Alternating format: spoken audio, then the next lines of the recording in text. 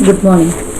Today we will start with a new module of your syllabus, Unit 4, Electronics. Okay, so let's move on to this electronics. Before discussing the electronics in details, we will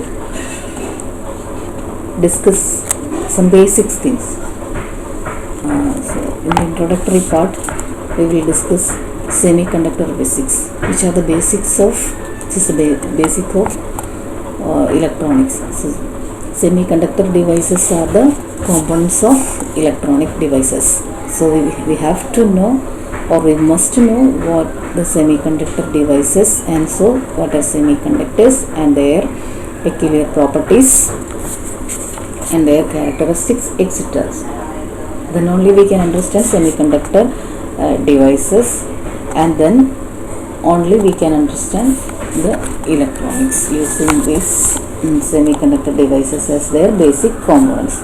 So in this module, this much topic we have to discuss, that is half wave, full wave and bridge rectifier, in which their efficiency and ripple factors will be discussed, and filter circuits. Filter circuits include capacitor filter and pi filter, and Zener diode characteristics, voltage stabilization transistors in common base, common emitter and common collector configurations, then common emitter characteristics with the current amplification factors and the relation connecting alpha, beta and gamma.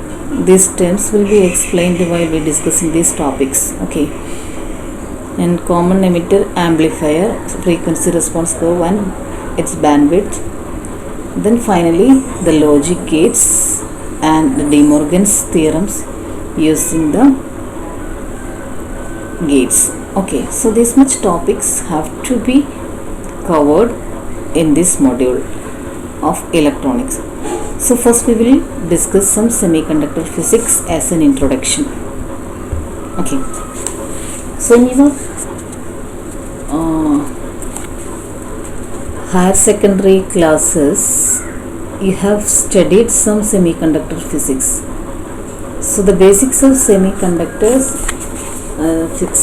physics have you already studied in your higher secondary classes in details. What are semiconductors, why they are called so, and their peculiar properties, and the semiconductor devices, etc. etc.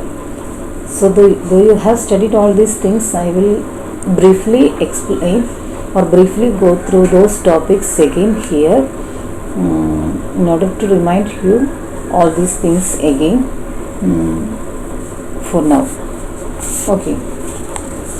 So solids, according to their electrical resistivity, can be classified or has classified into three categories: conductors, semiconductors and insulators. So what are conductors? Conductors are the best materials which allow the passage of electricity through it. So the electrical resistivity is very low. Okay, that is, the resistance offered to the electrical current or the passage of electrons by the conductors are very low. And insulators are materials which does not allow the passage of electricity. So the electrical resistivity is very high. And the semiconductors are in between these two categories, conductors and insulators. That is, semiconductors. The word itself depicts its meaning. Okay, it conducts but not like conductors, and it's not an insulator, but it conducts to some extent at some particular condition. That's why it is known as semiconductors. So their electrical resistivity is in between that of conductors and semiconductors. That is, it's not the electrical resistivity of semiconductor is not high as that of insulators, and not very low as that of conductors. So the conducting property is not high as that of conductors and not low as that of insulators. That's why this category of materials come in between that of conductors and insulators. Okay. Now the semiconductor resistivity ranging between 10 to the power minus 4 to 0.5 ohm meter. Ohm meter is the unit of resistivity. Resistivity is the resistance per unit length. Okay. So in between that of insulators and conductors. So an example for semiconductor materials are germanium and silicon. Okay. So the germanium and silicon are materials with valency 4. Valency 4 means the valence electron will have 4, valence shall have 4 electrons. So I have shown here the bonding of this germanium atom in this picture.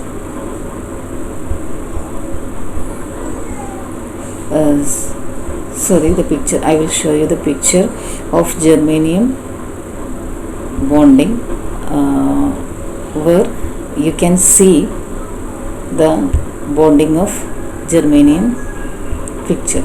So the germanium atoms have 4 electrons at the valence shell.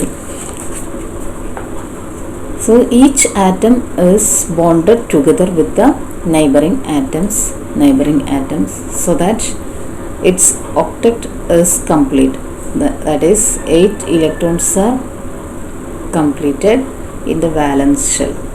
Then only the atom will become stable. Okay, so the octet completed by sharing electrons with the neighboring atoms. So actually this each atom have 4 electrons the outermost shell, but they share 4 electrons with the neighboring atoms. One atoms, so take these atoms, it have 4 electrons at the outermost shell. It share 1 electron with this atom, and 1 electron with this atom, and 1 electron with this 1 electron. So totally 8 atoms, and this extends to this entire material. Like this picture is extending in this throughout this crystal. So that's how the germanium crystal is formed. So this is the bonding diagram of germanium crystal. Okay, so this type of bonding, the sharing of electrons with the valence electrons is known as covalent bond, sharing bond. So this is covalent bond, this is strong. So in the normal state or in a pure semiconductor, this is the state, that is the 4 electrons are bonded to the neighboring atoms. Okay, and so no free electrons to move through the crystal in order to produce free electrons for producing current or having the characteristics of conduction. So then how this will happen, how this germanium which is an example of semiconductor become conducting in this state. So when we apply some energy means some thermal energy what happens, this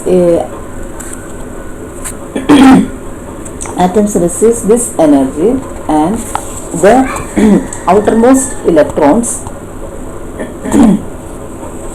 may escape by receiving this extra thermal energy and move through the crystal, escape from the crystal and move through the crystal. And what happens? This become the conduction electrons, and these electrons can free up other electrons in the crystal lattice by hitting them and by transferring energy to them, and thus electrons and holes pairs can be created, and the electrons and hole pairs can be moved through the crystal, and hence the conductivity can be enhanced. That is, the electrons are created by free electrons are created in the crystal by accepting the thermal energy. That is, when we are supplying heat to the system or temperature to the system, the temperature produces, or the heat energy produces free electrons in the system, and which move inside the crystal, which produces conductivity. And so this crystal, the germanium crystal can be called as or it can be have negative temperature coefficient of resistance. That means as the temperature increases, the resistivity decreases.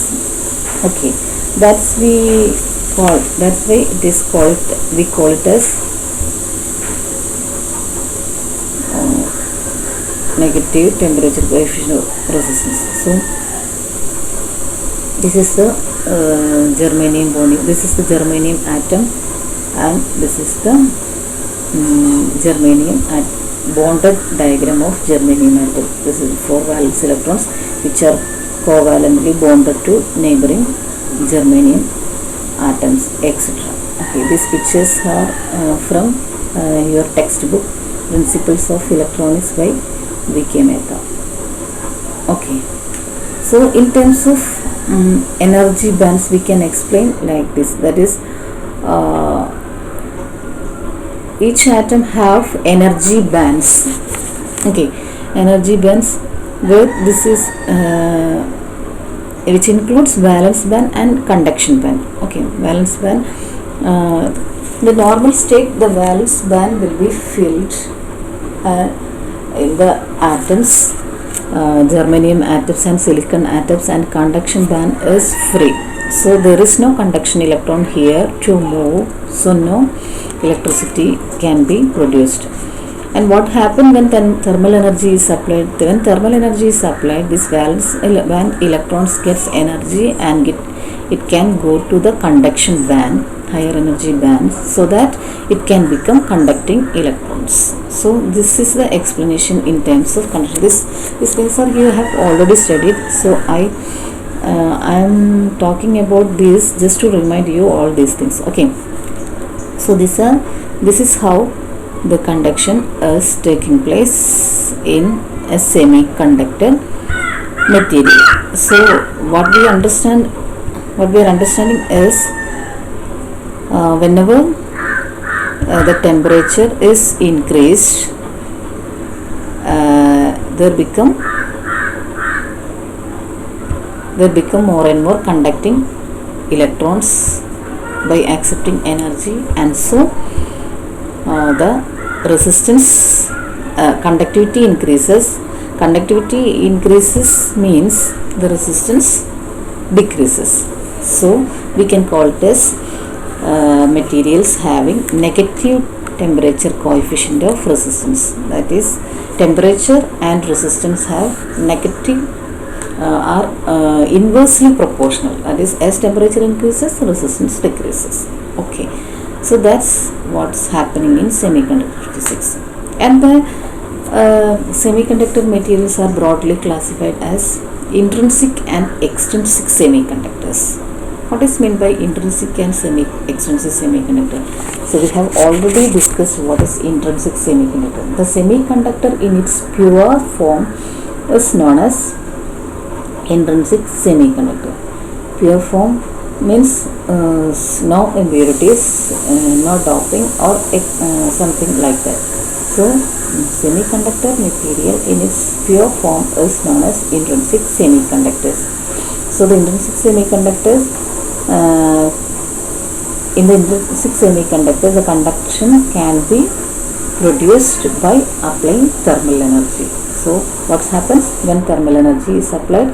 The valence electrons gets absorbed this heat energy and becomes free, and they escape from the bonding between the nucleus and the electrons, and they escape, and they are free to move inside the crystal lattice, and while they are moving, they transfer their energy to another electrons, and they also free up another electrons from another lattice, and that electrons are again moving, and thus a flow of electrons is produced inside the crystal by applying this thermal energy. And the vacancy of electrons produced is called hole, and which is the vacancy of electron. So a negative charge is depleted from there, and so it is known as hole, positive or positive charges. So whenever electrons are propagating in one direction, the holes, that means electrons are moving in the right direction, means the holes are generated in the left direction. So electrons moving in right direction means holes are moving in the left direction. Okay, that's how these charge carriers are moving in intrinsic semiconductor. So some electrons are produced there and which are conducting, and that means electricity or current is produced. So temperature effect produce conductivity. That is the intrinsic semiconductor. And what is extrinsic semiconductor? So extrinsic semiconductor means semiconductor which are doped with some impurity. So this doping is done for the purpose of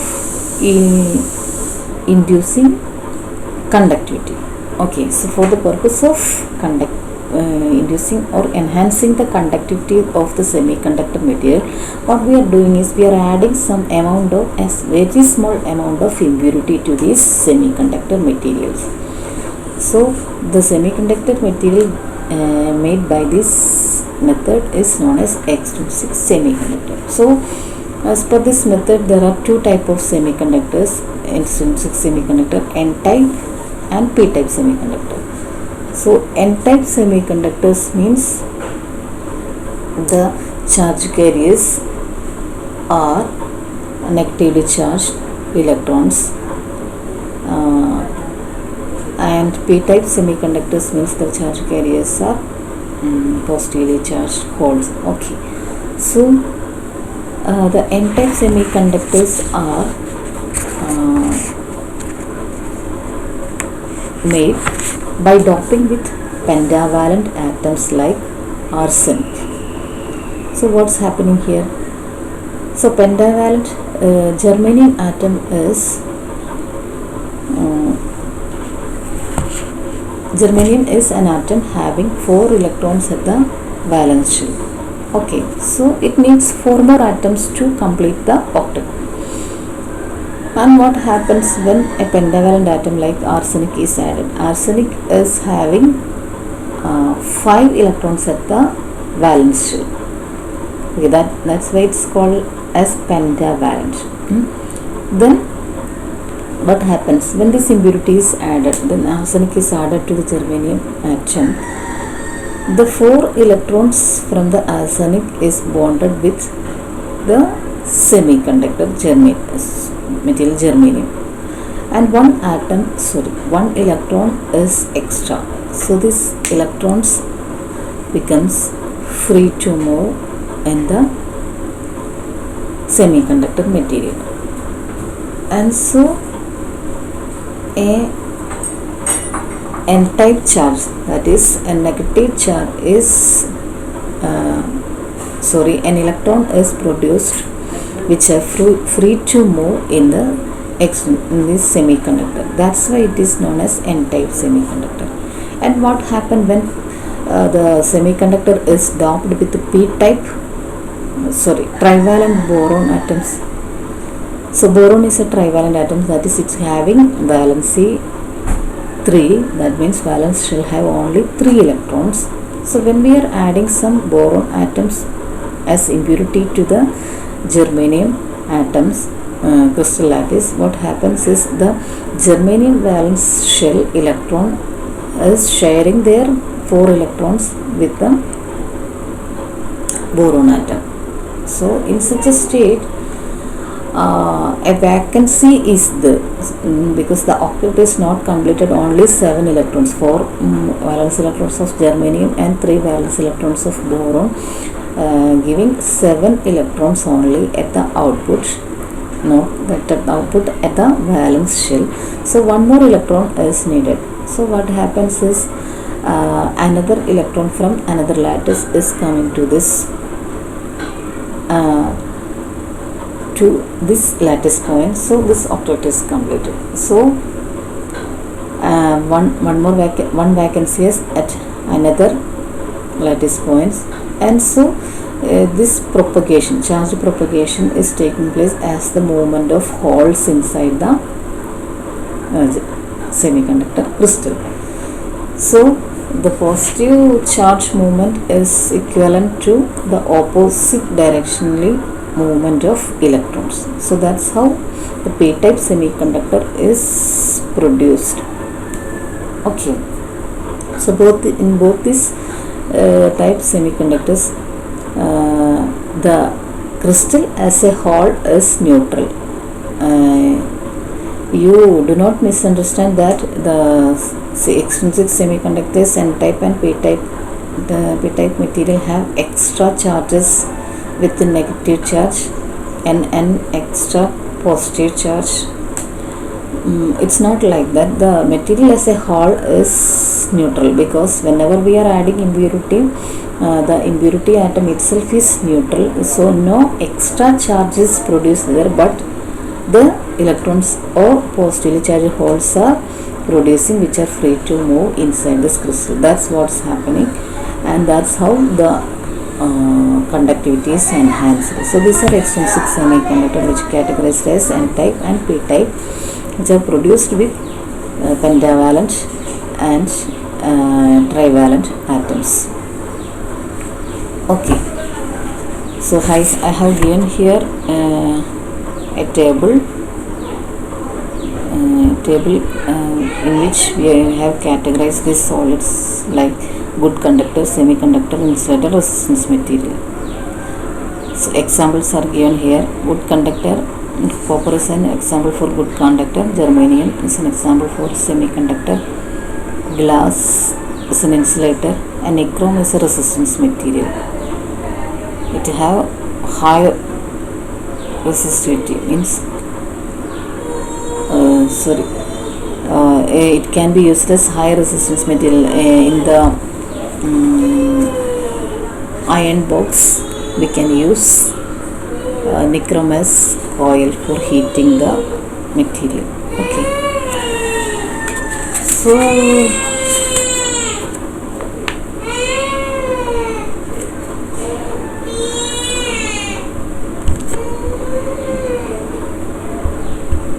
so these are about the semiconductor physics, some basics of semiconductor physics. So what are the peculiarity of these semiconductors? In brief, they have negative temperature coefficient of resistance, and they have very high resistivity in between that of conductors and insulators. Okay, these are the peculiar properties. So